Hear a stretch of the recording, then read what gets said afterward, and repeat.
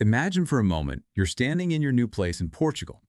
Maybe it's a sun-drenched apartment in Lisbon, or perhaps that charming villa you found in the Algarve Hills. That feeling, right? The excitement, a whole new chapter. It's incredible. But then, as things settle, that really crucial question pops up. How do I actually protect this investment? How do I make sure that peace of mind lasts? Welcome to the Deep Dive. Today, we're going to cut through some of the complexity, give you the most important nuggets about understanding home insurance, or as you'll hear it in Portugal, seguro de habitação. Look, this isn't just about ticking a box. It's really about safeguarding your future, your biggest asset probably in a new country. Our mission today, give you that shortcut, help you get truly well-informed, make confident choices without getting, totally bogged down in jargon. Okay, let's unpack this. Let's shed some light. So let's start right at the baseline. What is actually legally required for home insurance in Portugal? Because I hear it gets a little nuanced, doesn't it? Depends on the property type. That's a great place to start. Yeah, a lot of people assume it's maybe entirely optional.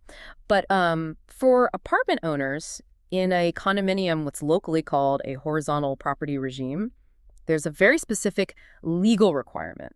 Portuguese law actually says you must have fire insurance for your individual unit. Just fire. Primarily fire, yes. It covers the basics like fire, explosion, lightning, even storm damage. But here's the interesting part. This mandatory cover also extends to your proportional share of the building's common areas. Oh, okay. So if lightning hits the shared roof. Exactly. Your individual fire policy chips in proportionally. It shows how seriously they take property protection, even at that community level. That is quite something for just basic fire cover. It really highlights it. But what if, someone just doesn't get it? For whatever reason. Well, it's pretty rare, but if you don't comply, the condo administrators actually have the authority to buy that basic fire insurance for you and then charge you for it. Wow. So you're covered one way or another then? Pretty much, yeah. Fascinating. And speaking of mandates, it gets even more, pronounced if you're financing the property, right?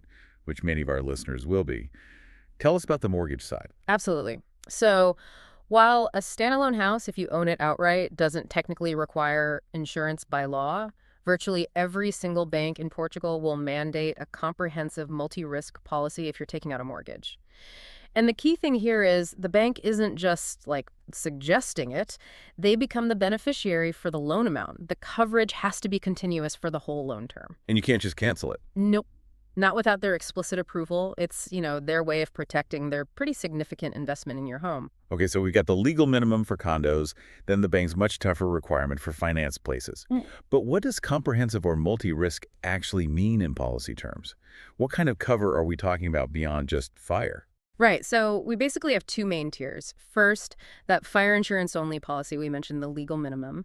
It's pretty basic. Fire, smoke damage, lightning strikes, explosions, damage from wind or hail. And it's important to know, earthquake cover is almost always an optional add-on to this basic policy. Cost-wise, you're looking at maybe 80 to 120 euro a year for a standard apartment. Then you step up to the multi-risk home insurance, the Seguro Multiriscos. Now, this is where you get much broader protection. It's designed to cover, your entire living space. Okay, walk us through that then. What are the key parts of a multi-risk policy? What's actually protected? Sure. It generally breaks down into a few core areas. First, there's the building structure. This is the fixed stuff. Walls, roof, permanent fixtures, plumbing, electrics, built-in appliances, even your garage and any storage areas. Then, really importantly, there's contents coverage, known as recheo. This protects everything inside the walls that isn't fixed. So furniture, personal belongings, electronics, clothes, jewelry, art, collectibles. Right, all the stuff you take with you if you moved. Exactly. And you'd be surprised how quickly the value adds up. People often underestimate this. For anything really valuable, like specific art pieces or expensive jewelry, you definitely need to declare those separately. Okay, structure and contents. Got it. But what about people? What if, say, I accidentally caused damage to my neighbor's place, or a guest has an accident in my home? Ah, yes. That's where liability protection comes in, and it's a massive part of Seguro Multiriscos. This covers damage you might accidentally cause to neighbors.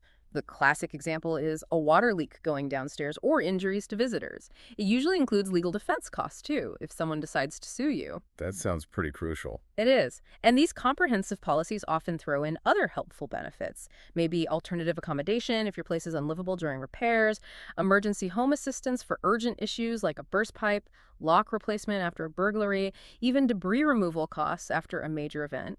It's really about covering a whole range of potential headaches. That's definitely way more coverage than just basic fire. But I can almost hear someone thinking, do I really need all that? Can't I just stick with the minimum and save a bit? What's the counter to that? It's a fair question. You might save a bit on the premium up front, yeah. But the critical insight, I think, is that the potential cost of not having that comprehensive cover, especially the liability part, can be absolutely huge. Think about it. One simple water leak damaging your neighbor's apartment could lead to repair bills and legal fees that just dwarf any premium savings you made. For real peace of mind, particularly as an expat navigating a new system, that multi-risk policy is, frankly, invaluable. Okay, this next part feels really important for avoiding, well, nasty surprises later on, especially when it comes to getting paid out on a claim. Let's talk about valuing your property for insurance, because it's not just about the sale price, is it? You're absolutely right. That's a super common misconception, and it often trips people up. When we talk building value for insurance, we mean the reconstruction cost. Reconstruction costs. Yeah, what it would cost to rebuild your home from scratch if it were, say, completely destroyed by fire. It's typically estimated somewhere between €800 and €1,500 per square meter. And crucially, this excludes the land value. Because you can't rebuild the land. Exactly. The land's still there, you're insuring the structure, and this value usually gets updated each year by insurers to keep pace with inflation, which is another key detail. Right. And what about all your belongings, the contents? How do you value those? For contents valuation, that's based on replacement cost. So what it would cost to go out and buy brand new versions of your things today. Insurers often use a standard figure, maybe €300 to €500 per square meter for contents as a baseline. But, and this is vital, for specific high-value items, that expensive bike, your grandmother's necklace, that piece of art, you must declare them separately. Keep an inventory, keep receipts if you can. It's your best defense if you need to claim. Okay, and this leads us to something you mentioned that sounds critical, maybe even a bit alarming, the proportionality rule. Tell us about that. Yes, the regla de proporcionalidad. This is absolutely key, and every property owner in Portugal needs to understand it. Insurers apply this rule strictly. It means if you underinsure your property, let's say you insure it for only 80% of its true reconstruction value, Okay. then any claim payout you receive will also be reduced proportionally. So if you have a €10,000 claim for damage, you'd only get €8,000, even if the policy technically covered that type of damage. Wow. Hold on. So even for a small claim, like a burst pipe fix costing maybe €500, if my whole property value is insured 20% too low, I'd only get $400 back for that pipe. Exactly right. That's precisely how it works. It's a very common trap, especially for newcomers or people who haven't looked at their policy values in years. Underinsuring isn't smart savings. It's basically signing up for a financial penalty right when you need the support most. And insuring for too much. Overinsuring doesn't get you bigger payouts either. It just means you're paying higher premiums for no extra benefit. So the clear message is, base your coverage on the reconstruction cost, not the market value, and review those values regularly. Don't let a gap develop. Okay, so we've got the types of cover, how to value things.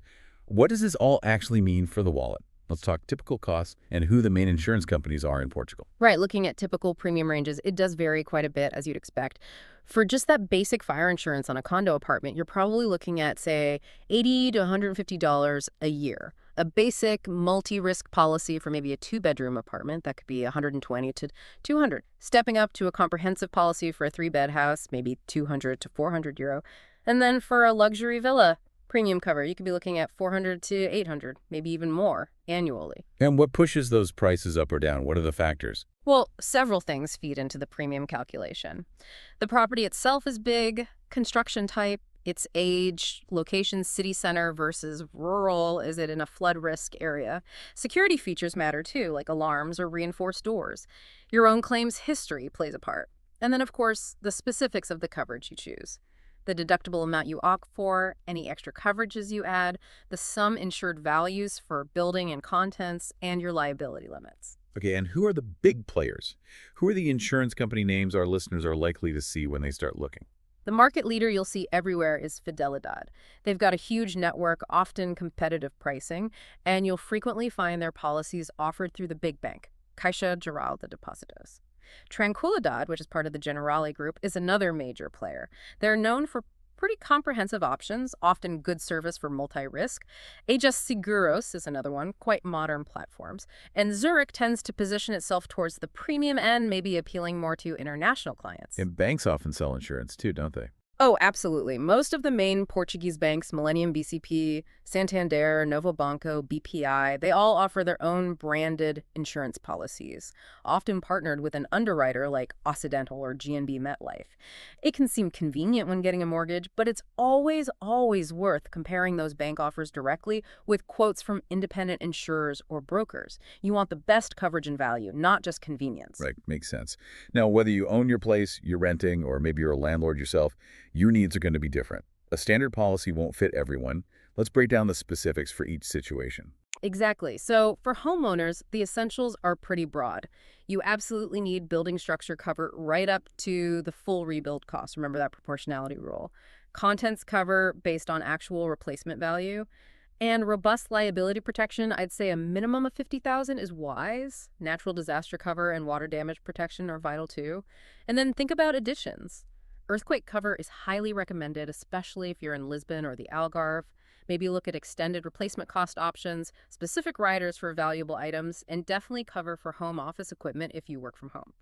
Now, for renters, the focus shifts quite a bit. You're generally looking at contents-only policies because the landlord is responsible for ensuring the building structure itself. But liability is still important for renters. Oh, absolutely crucial. Personal liability protects you if you accidentally damage the property or if someone gets injured because of something you did or didn't do. It can also cover temporary relocation costs if the place becomes unlivable due to something like a fire or a major leak. And these policies are usually pretty affordable, maybe 80 to 150 euros a year. It's a small price for significant peace of mind. Okay. And flipping the coin, what about if you're the landlord in Portugal? What are the key things for them? If you're a landlord, your needs are kind of a mix. Building coverage is still essential, especially if you have a mortgage. You need specific landlord liability protection. And then think about additions like loss of rent cover, really important if the property can't be occupied due to damage. Malicious damage by tenants is another one to consider, unfortunately. Legal expense coverage can be useful too. Are there any special points landlords need to watch out for? Yes, definitely check policy wording around vacant properties. Many standard policies have exclusions if the place is empty for too long. Understand the implications if you're doing short-term rentals, as that often needs specific cover. See if you can get discounts for insuring multiple properties. And if you use a property manager, check how their services might interact with your insurance needs. Nobody enjoys digging through the small print, do they? Yeah. But with insurance, it's just vital. Let's try to demystify some common exclusions and those important definitions you'll definitely see in a Portuguese policy. Right, the fine print matters. When you look at common coverage exclusions, you'll usually find things like gradual wear and tear aren't covered. So if your roof ties just get old and start leaking over time, that's maintenance, not an insurance event. Same for damage due to poor maintenance. You can't just ignore a known problem. Intentional damage, obviously, is out. War, terrorism, nuclear incidents, standard exclusions globally. And while multi-risk policies cover many natural disasters, always check carefully. Certain ones, like earthquakes, as we said, often require a specific add-on or might be excluded depending on the policy. Okay, what about key terms? What definitions do people absolutely need to grasp? Well, deductibles, or franquias in Portuguese, are really important. That's the amount you have to pay yourself before the insurance payment kicks in. They can be fixed amounts, maybe 50, 100 euro, 250 are typical, or sometimes percentage-based, especially for things like earthquake claims, where you might see a 5% or 10% deductible of the claim amount. And higher deductible means lower premium, usually. Generally, yes, it's a trade-off. You take on more initial risk yourself in exchange for a lower regular cost. You need to decide what level of risk you're comfortable with. Also, check the coverage territory. For the property itself, it's almost always just Portugal. Some policies might offer limited worldwide cover for personal belongings you travel with, but the main focus is domestic. Now, let's move to that moment nobody really wants to think about, but everyone needs to be ready for. Filing a claim. It can feel pretty overwhelming, especially doing it in a new country. It can feel that way, but having a clear process in mind helps a lot. If something happens, the immediate actions are key. First, secure the property, prevent further damage if you safely can. Second, document absolutely everything. Photos, videos, notes. Keep any damaged items if possible. Don't just throw them out immediately. If it's theft or vandalism, you must file a police report. Kaixa. Then notify your insurer. Typically, you need to contact them within 48 hours. You'll then need to submit a formal written claim, usually within about 8 days, with all your supporting documents. And you have to cooperate fully with the insurance adjuster when they come to assess the damage. The actual claim settlement process usually starts pretty quickly. You should get an initial response within 24 to 48 hours. An adjuster visit might happen within a week or so. Then, assuming everything is straightforward, you'd typically expect a settlement offer within about 30 days. Once you agree, payment follows. And what documents do you absolutely need? You'll need your policy number, obviously. Proof of ownership of the property or items damaged. Purchase receipts or invoices for damaged contents are incredibly helpful. Repair estimates from contractors. And that police report, if relevant. Basically, the more organized your documentation, the smoother and faster the whole process is likely to be. Okay, thinking specifically about our listeners, many of whom are expats moving to Portugal, are there particular quirks or things they need to be aware of? Especially around things like holiday homes. Yes, there definitely are some expat-specific considerations. Holiday homes or properties left unoccupied for long stretches are a big one. Most standard policies have occupancy clauses. They might require someone to be living there for, say, at least 30 consecutive days a year, or maybe 60 days total.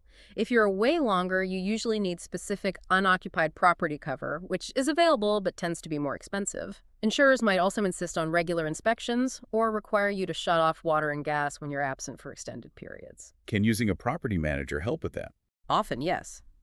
Having a property management service regularly checking the place can sometimes satisfy those occupancy or inspection requirements, which is a great solution for many non-resident owners. And the language barrier. Policies are complex enough in English, let alone Portuguese. That's a really valid point. Language and documentation can be a hurdle. The policies themselves will almost always be officially in Portuguese. You might be able to request an English translation for informational purposes, but the Portuguese version is the legally binding one. Understanding the key terms is essential before you sign anything. This is where working with an independent broker who speaks your language can be incredibly valuable.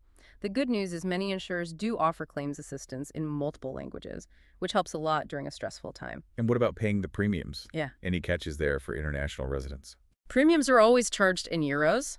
Having a Portuguese bank account for direct debit is usually the easiest and preferred method.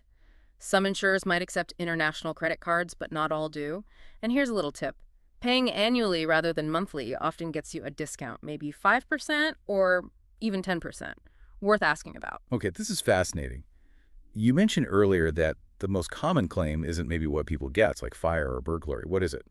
Yeah, it often surprises people. By far, the most common home insurance claim in Portugal is water damage. Really? Water damage? Absolutely. We're talking burst pipes, leaks from your neighbor's place dripping down, water getting in during heavy storms, washing machine hoses failing, dishwasher floods. It's the #1 risk. So prevention is really key here. Regular checks on your plumbing, knowing exactly where your main water shutoff valve is, maybe installing leak detectors in places like under the sink or near the water heater, inspecting appliance hoses regularly. These simple things can save a massive amount of hassle and money. So, okay, the classic scenario. My upstairs neighbor's washing machine floods and water comes through my ceiling. How does the liability work there in Portugal? Is it messy? It's generally quite clear-cut legally, though cooperation helps. Basically, Portuguese law says your insurance policy covers the damage to your property. Then, your insurer has the right to pursue your neighbor's insurer for reimbursement if the neighbor was negligent if their faulty machine caused the leak, for instance. If it's a common pipe in the building walls that fails, then the condominium's master insurance policy might get involved too. The key is always document everything immediately and notify both your own insurer and your neighbor or the condo admin as soon as you spot the problem.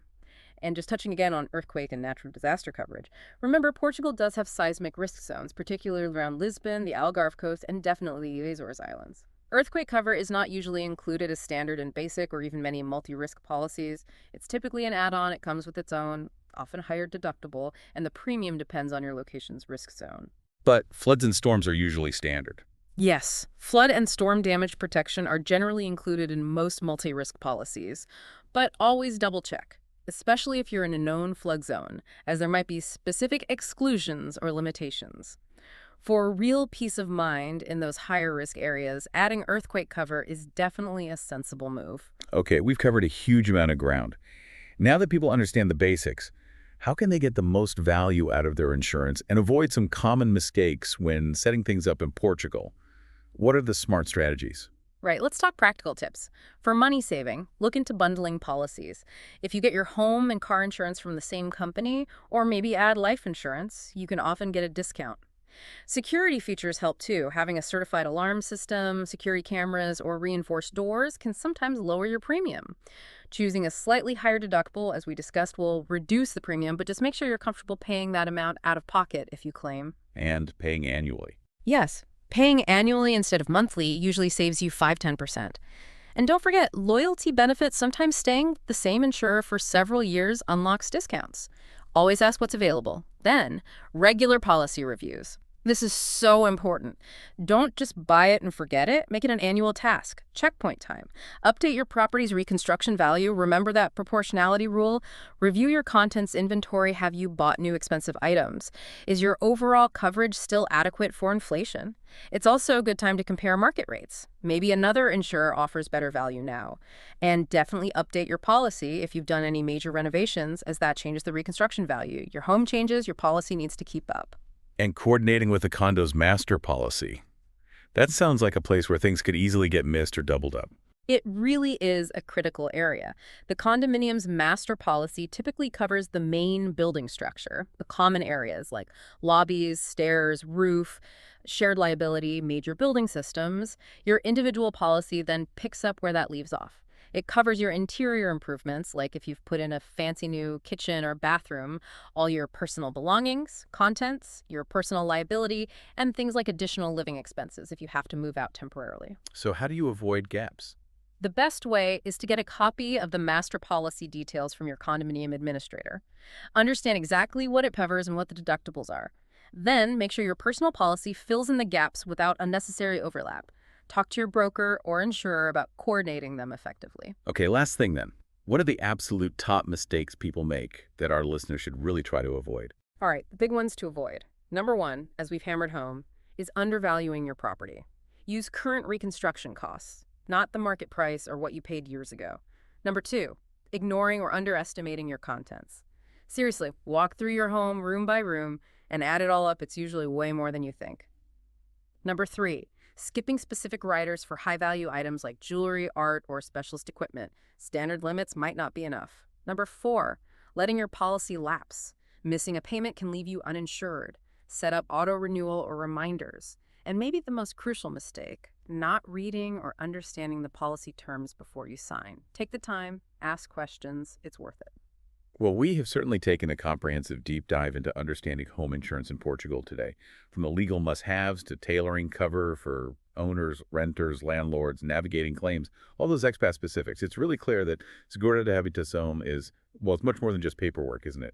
It's a fundamental layer of financial security, and ultimately, it's out that peace of mind for your new life in Portugal. Absolutely.